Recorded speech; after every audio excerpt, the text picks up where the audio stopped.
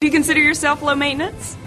I guess so. I mean, to a point. And then I suddenly go crazy. I diva out on people. How so? But it takes a lot. It takes a lot of... What does it take? I don't know. It's like a lot of, like, kind of phobias. Like, a lot of people touching me at the same time, and I suddenly go like... Like your fans? Like your millions of fans? No, that's a different thing. I mean, because that you can kind of mentally prepare for. It's like... I don't even know how to explain it. It's like there's a certain line. I've just never actually reached that point, so oh, very good. I can just feel it. I can feel it bubbling. I'll try not to get you to that point right now. It. I'm going to watch it. I'm going to watch it. Well, this is the beginning of the end, so to speak, of this amazing blockbuster franchise. How does that feel for you? I don't know yet. I mean, it's kind of a relief in some ways because I don't have to just constantly keep working like every 3 months. You know, going back and doing another Twilight after. I mean, because I kept ramming in movies in between. But in other ways, I mean, I've lost the safety net. I mean, I could do movies and then you almost guarantee on a successful one coming out 6 months later. So it doesn't really make any difference. But yeah, so it's kind of scary in that respect. But it's kind of 50-50. Yeah. We solicited questions from your fans on our Facebook page, and I want to ask you maybe a couple. Pamela wants to know, what trait of Edward do you have, or would you like to have? I mean, I guess just, you know, you play it for long enough and things become like inevitably kind of entwined, because you just can't help it. The more you know people and the more you just naturally react with them. I guess I'm like relatively patient. I think. Yeah. I think I was kind of patient. That's good. That's a good trait to have. Great quality. What would I take out of it? I don't know. I wish I was a better driver. He's a good. At really high speeds. Yeah. And also, he's very confident dancing. He never shies away from dancing. Confident in every aspect. Yeah. That Edward. Yeah, that's kind of what happens when you're immortal. Yes. Well, we've been playing this fun trivia game. How well do you know your co-stars? All right. Who is Kristen's favorite chef on the Food Network? Oh, God. I mean, I really should know this as well. She's Southern. I don't know what any of their names are. Paula Deen. Paula Deen, I did know that, with the butter. Yes, butter and everything. It makes it good. Her birthday. Oh my God. Oh no, this is not good. This is not good for you, Robert. Oh no, this is terrible. This is really terrible. She knew yours. 8th of April. Did you say the 8th? Yeah. It's the 9th. Oh God. But you were close. Jeez. You were close. That I'm counts. so bad with that. I don't know what any of my family's birthdays are either. Most men are, so you're forgiven. I don't even know what my birthday is. I won't tell her. All right, so it's really the beginning of the end here for the Twilight franchise. How does that feel after all the hard work, all the time you've put into this? Luckily it feels good, because I think that we're all at a place where it does feel done. I mean, I feel like I got to experience everything that I anticipated, everything that I built up to was released. Sometimes you definitely look back on things and go, God, we missed something. I mean, and of course there are 1,000 things that occur to me, but just with everyone, I can look around and really be proud of everyone, and yeah, happy. And be ready to move on. Yeah, exactly. Yeah. And hold it as something like you want to remember. So it's not going anywhere. Mm-hmm. I mean, this is like, you know, everyone that I've met on it, they're not going anywhere. So and Twihards will cherish it for decades and decades and decades. It's not going anywhere. Yeah. Well, you really had a lot of raw emotion in this movie. And you're a slender person, but you looked extremely emaciated in some of those scenes. Was that mostly CGI, or did you have to lose weight for this?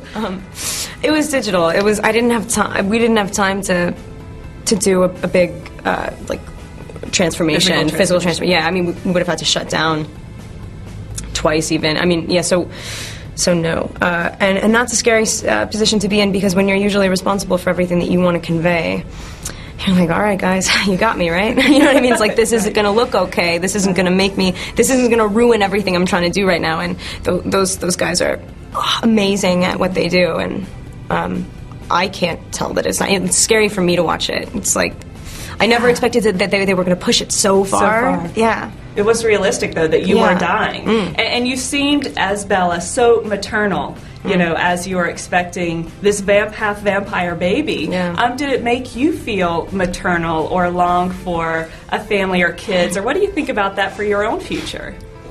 One of the main things that I loved about the story is that feral cat image that always occurs to me. Is sort of like there's you know, there are things that are important in life, and then there are things that you just don't touch. Do you know what I mean? It's like I did really like that, and yes, absolutely, I can't wait, but you know, who knows? It's I so connected with that. So yeah, it was an eye-opening experience, to be honest. You don't always know that, you know, that you're going to be affected in certain ways, and I definitely was. Taylor Lautner, what superlative did Taylor's junior high class elect him for? If you don't know, what would you guess? I bet probably like something for his smile. It's like something, I know, it's best like smile. Of course. He has the perfect smile. I know, he's like almost like, okay. Very good guess. No, that makes sense. Okay, with Robert. What movie did Rob watch when he was 13 that inspired him to emulate Jack Nicholson? Which one was it? I mean, he loves all of them. Big fan? Yeah, he's a big fan. One Flew Over the Cuckoo's Nest. I wouldn't have said that. His birthday. Whose? Robert's. Well, come on. I know his birthday. It's May 13th. Yes, it is. Yeah, Very good. But I actually don't know the year, so that's cool. 86. Oh, great. It's the beginning of the end of this. It is. It's a weird feeling, but I'm very excited. I'm very excited for fans to see this movie specifically because it's, I don't know. I mean, it's very different than any of the other ones. But I mean, in a way, it's still the same thing. But I don't know. I'm very, very proud of this movie, and I think the fans will be really happy about it. Explain how you think it's different, so everybody. It's this one is really character driven, and you get to see all of the same characters in a completely different light, going through things that you would have never expected.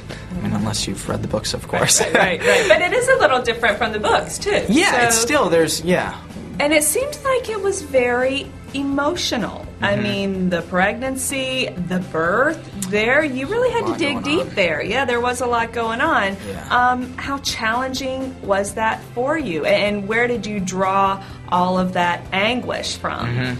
This movie was by far the most challenging for me and for Jacob's character because, I mean, he's kind of forced to grow up and become a man in this one and make a decision and make choices. He's never really had to do that before until now. I mean, he's being torn between his family, the Wolf Pack, and the Cullens, and you know, he needs to choose what is the right thing to do. And he's kind of like the middleman, bouncing back and forth, and he's torn. So it is. This one was very emotional, and that was tough. But I was thankful to have Bill Condon, our director, by my side because he's unreal. We're playing this fun game of trivia. How well do you know your co-stars? Oh boy! And I asked Kristen what superlative you were awarded in high school, and she didn't know, but she took a guess, and she got it right. About your smile. Oh, okay. About your smile, she got it right. Did she really? Yeah, she was like, it has to do with his smile because his smile is so perfect. You're kidding. She got it right, and she had no idea. And now you're going to put me on the spot. That was impressive. So here we go. All right. If Kristen did not live in Los Angeles, where in the world would she choose to live?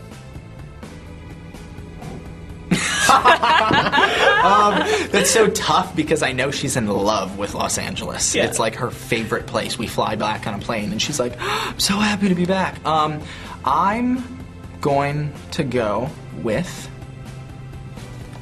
Okay, can I have two choices? Yeah. Okay. First, I'm going to go Australia. But second... You don't have to go further than that. That's what she said. Shut up. You got it. You're joking with me. You shut up. You got it. I think you're just lying. No. Are you kidding me? That was it. I'm really you two proud of know myself. each other really well. All right. On Robert, what was his character's name in the Harry Potter films? I do know this one. Somebody in the peanut gallery back there is not going to call you back. He was, I never read the books, but he was Cedric Diggory. Very good. Yes! Very good.